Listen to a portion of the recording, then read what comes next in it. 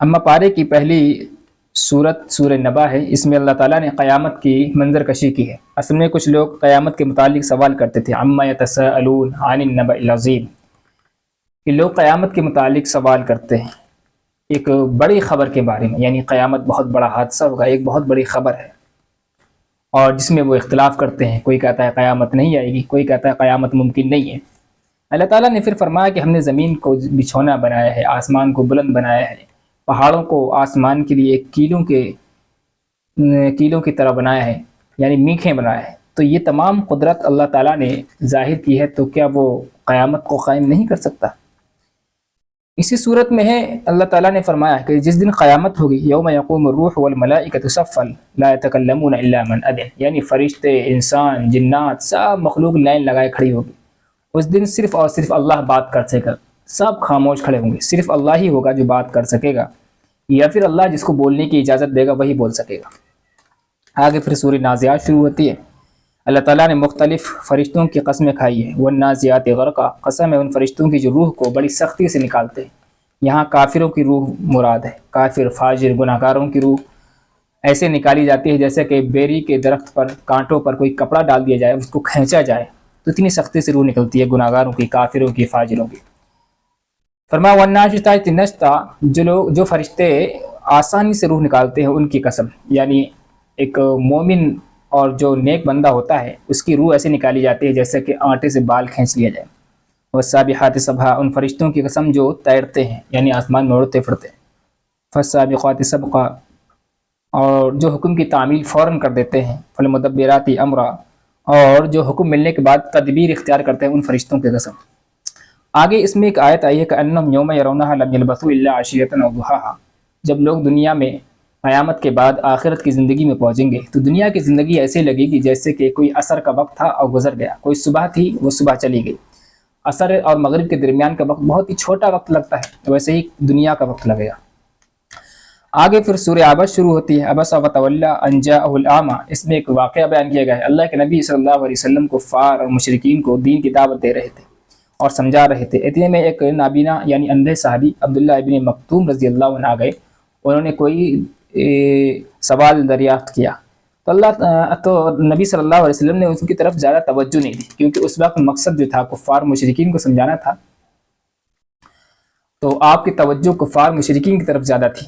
تو اللہ تعالیٰ کو یہ بات تھوڑی سی ناپسند لگی، اس لیے فرمایا کہ اے اللہ کے نبی، آپ کو اس کی بات سننا چاہیے تھی، کیا پتہ وہ نصیحت حاصل کر لیتے اور آپ کی بات سے کوئی چیز سیکھ جاتے۔ اور کفار و مشرکین جو ہیں وہ آپ کی بات کو نہیں مانتے، وہ اڑیل تھے، اکھڑ تھے، اس لیے عبداللہ ابن مکتوم کی طرف آپ کو توجہ دینی چاہیے تھی۔ اس سے پتہ چلتا ہے کہ آپ جب کسی کام میں مشغول ہوں، کوئی کچھ سوال کرنے آ جائے یا کوئی بات کہنے آ جائے تو اس کی بات کو سننا چاہیے، توجہ دینا چاہیے۔ آگے پھر سورہ تکویر شروع ہوتی ہے۔ سورہ تکویر میں قیامت کا منظر کھینچا ہے، جب سورج بے نور ہو جائے گا، اذا الشمس کورت واذا النجوم انکدرت، ستارے ٹوٹ پھوٹ جائیں گے، واذا الجبال سیرت، پہاڑ جو ہوں گے بالکل چلتے پھریں گے، واذا العشار عطلت، اور 10 ماہ کی گابن اونٹنیاں یوں ہی پھریں گی۔ اونٹنیوں کی بڑی ویلیو تھی، اللہ تعالیٰ نے یہی فرمایا ہے کہ تمہارے درمیان مالداری کا سب سے بڑا سبب اونٹنی سمجھی جاتی ہے، جیسے ہمارے یہاں گاڑیاں ہوتی ہیں، بنگلے ہوتے ہیں، اس زمانے میں یہ کہہ لیجیے کہ بڑی بڑی گاڑیوں کو کوئی نہیں پوچھے گا، بس یوں ہی پھریں گی قیامت کے دن۔ آخر میں اللہ تعالیٰ نے اس سورت کے آخر میں سورہ تکویر میں نبی صلی اللہ علیہ وسلم پر وحی لانے کا تذکرہ ہے کہ جبرائیل علیہ السلام نبی صلی اللہ علیہ وسلم پر وحی لاتے ہیں کہ یہ فرشتے جو ہیں یعنی جبرائیل علیہ السلام بڑے مضبوط اور طاقتور فرشتے ہیں، اور آپ صلی اللہ علیہ وسلم پر جب کوئی وحی آتی ہے تو وحی کو بیان کرنے میں آپ بخل اور کنجوسی سے کام نہیں لیتے۔ آگے پھر سورہ انفطار ہے، اس میں بھی قیامت کا منظر ہے۔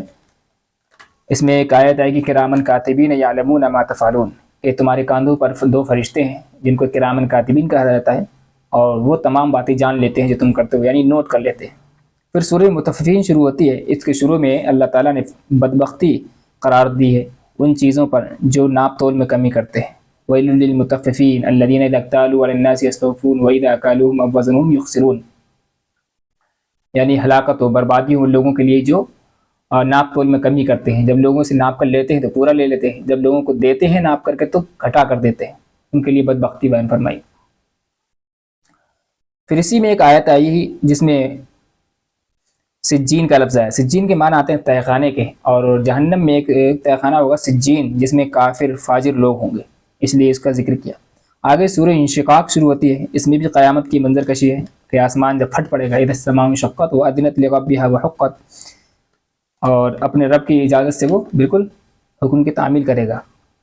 پھر اس میں ایک آیت آئے گی جس میں نام اعمال کے ملنے کا تذکرہ ہے. فَأَمَّا مَنْ أُوتِيَ كِتَابَهُ بِيَمِينِهِ فَسَوْفَ يُحَاسَبُ حِسَابًا يَسِيرًا.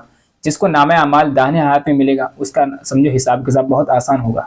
یعنی آسانی سے جس کا حساب کتاب ہو جائے گا اس کو نام اعمال داہنے ہاتھ میں دیا جائے گا, یعنی سیدھے ہاتھ میں دیا جائے گا. اور جس کا نام اعمال بائیں ہاتھ میں دیا جائے گا اس کا کیا ہوگا, اس کے لیے بربادی ہوگی.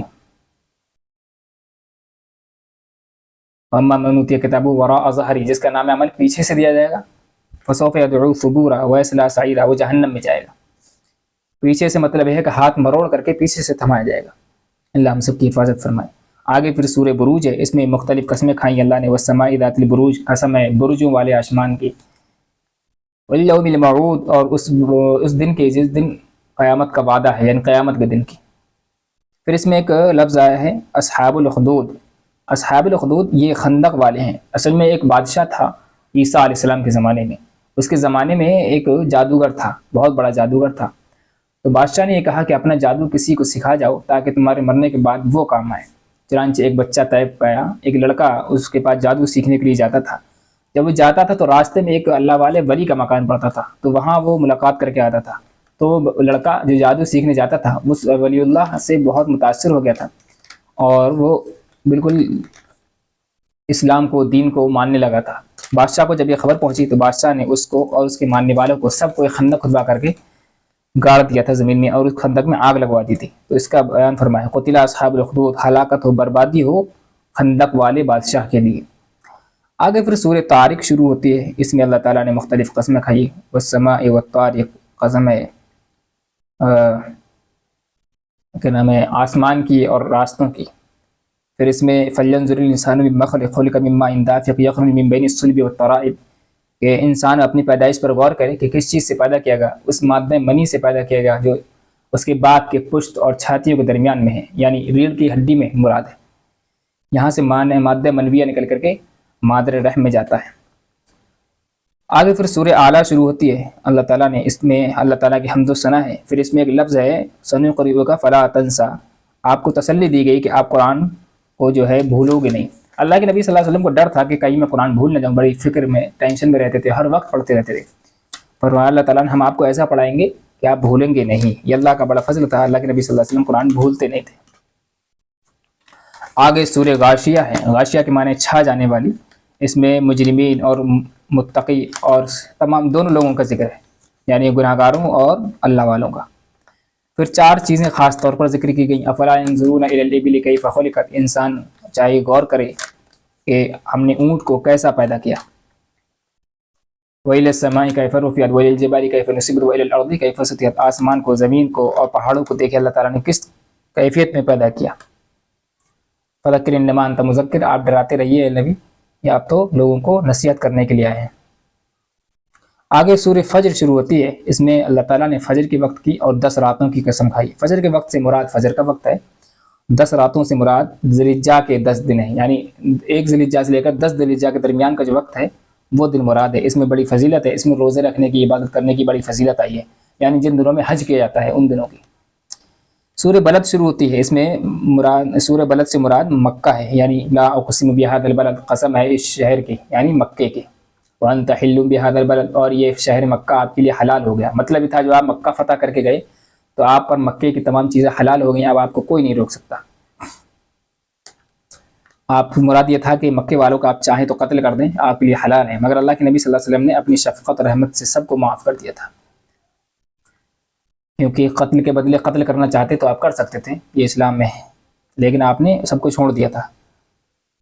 آگے سورہ شمس شروع ہوتی ہے. اس میں اللہ تعالیٰ نے 11 قسمیں کھا کر فرمایا ہے. والشمس وضحاها والقمر اذا تلاها, اتنا اللہ تعالیٰ نے 11 قسمیں کھائی ہیں. پھر فرمایا ہم نے انسان میں گناہ کا مادہ بھی رکھا ہے اور گناہ سے بچنے کی طاقت بھی رکھی ہے. انسان کے اندر اللہ تعالیٰ نے گناہ کا مادہ بھی رکھا، یعنی گناہ کرنے کا داعیہ پیدا ہوتا ہے۔ فرشتوں کے اندر گناہ کا کوئی تصور ہی نہیں ہے، لیکن گناہ سے بچنے کی طاقت بھی رکھی ہے، اللہ کی آزمائش ہے اللہ کی طرف سے۔ آگے سورہ اللیل شروع ہوتی ہے، اس میں بھی تقریباً یہی مضمون ہے جو اس میں آیا ہے، مگر اس میں اللہ کے راستے میں سچائی کے ساتھ خرچ کرنے والوں کی تعریف کی گئی ہے۔ فرمایا فَسَنُيَسِّرُهُ لِلْيُسْرَىٰ، ہم اس کو بہت آسانی دیں گے جو اللہ کے راستے میں خرچ کرتے ہیں۔ مطلب یہ ہے کہ ابو بکر صدیق رضی اللہ عنہ اس سے مراد ہے۔ پھر اللہ تعالیٰ نے آخر میں بخیلوں کنجوسوں کی برائی کی ہے۔ پھر سورہ ضحیٰ شروع ہوتی ہے، اس میں ضحیٰ کہتے ہیں صبح کے وقت کو، والضحیٰ قسم ہے صبح کے وقت کی، واللیل اذا سجا قسم ہے رات کی جب چھا جائے۔ اس میں ایک واقعہ بھی بیان کیا جاتا ہے۔ ام جمیل نے جب حضور صلی اللہ علیہ وسلم پر بہت دنوں تک وحی نہیں آئی تھی تو ام جمیل ایک عورت ہے، اس نے کہا تھا کہ اللہ تعالیٰ تو حضور سے ناراض ہو گیا ہے، اپنے نبی سے محمد سے ناراض ہو گیا ہے۔ تو اس کا جواب یہ دیا گیا ما ودعک ربک وما قلی، آپ کے رب نے آپ کو نہ تو چھوڑا ہے نہ آپ سے ناراض ہے۔ وللآخرۃ خیر لک من الاولی، یہ اللہ تعالیٰ نے فرمایا ہے۔ آخر میں پھر فرمایا ہے کہ کسی مانگنے والے کو نہ جھڑکو، اما السائل فلا تنہر، جب کوئی سوال کرنے آ جائے کسی چیز کا مانگنے کے لیے آ جائے تو اس کو جھڑکو مت، نہ کسی یتیم کو جھڑکو۔ پھر سورہ الم نشرہ ہے، اس میں اللہ تعالیٰ نے اللہ کے نبی صلی اللہ علیہ وسلم کے غم کو ہلکا کیا ہے کہ آپ بڑے بوجھل محسوس ہوتے تھے۔ فرما ما ودعک ورفعنا لک ذکرک، ہم نے آپ کے ذکر کو بہت بلند کر دیا ہے۔ فرما ان مع العسر یسرا، اور ہر مشکل کے بعد آسانی ہوتی ہے۔ پھر سورہ 3 شروع ہوتی ہے، اس میں اللہ تعالیٰ نے قسم کھا کر انسان کی پیدائش سے زندگی کے آخر تک کا مرحلہ بیان کیا ہے۔ والتین والزیتون وطور سینین، قسم ہے انجیر کی، قسم ہے زیتون پھل کی، قسم ہے طور پہاڑ کی، ہم نے انسان کو بڑے ہی بہترین ڈھانچے میں ڈھالا ہے، یہ بیان فرمایا ہے۔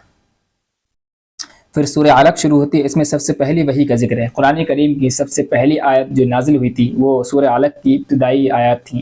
اقرأ بسم ربک الذی خلق، خلق الانسان من علق، اقرأ وربک الاکرم الذی علم بالقلم، کہ اس میں جو ہے علم کی اور پڑھنے کی بڑی تاکید آئی ہے۔ اللہ تعالیٰ نے قرآن کریم کی سب سے پہلی وحی تھی، اس میں تعلیم کا ذکر کیا ہے کہ پڑھیے، یعنی بغیر پڑھے چارہ نہیں ہے۔ پھر آگے اللہ تعالیٰ نے فرمایا ہے کہ ابو جہل کے بارے میں کہ اس کو جو ہے پیشانی کے بل گھسیٹ کر لایا جائے گا، ناسیۃ کاذبۃ خاطیہ فلیدعوا نادیہ۔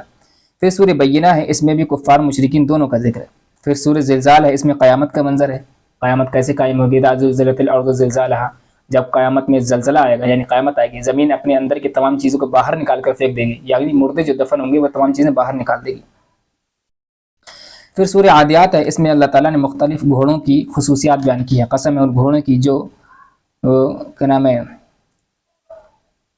دھول اڑا کر چلتے ہیں۔ والعادیات ضبحا فالموریات قدحا فالمغیرات صبحا، اس میں گھوڑوں کی اللہ تعالیٰ نے خصوصیت بیان کی ہے۔ آگے پھر سورہ قاریہ ہے، اس میں قاریہ کے معنی آتے ہیں کھڑکھڑا دینے والی، اس میں بھی قیامت کا منظر ہے۔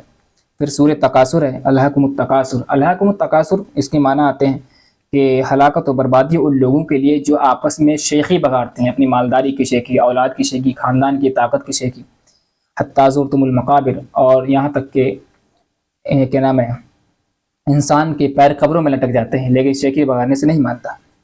فرمایا ثم لتسألن یومئذ عن النعیم، ہم انسان سے ہر ایک نعمت کے بارے میں سوال کریں گے۔ پھر سورہ عصر شروع ہے، والعصر ان الانسان لفی خسر، قسم ہے زمانے کی، تمام انسان خسارے میں سوائے ان لوگوں کے جو ایمان لائے یا نیک اعمال کیے اور لوگوں کو سچی بات کی وصیت کی اور برائیوں سے روکا۔ پھر سورہ ہمزہ شروع ہے، اس میں جو ہے اللہ تعالیٰ نے چغل خوری، مال جمع کرنا، کنجوسی کرنا، اس کی تمام برائیاں بیان کی ہیں۔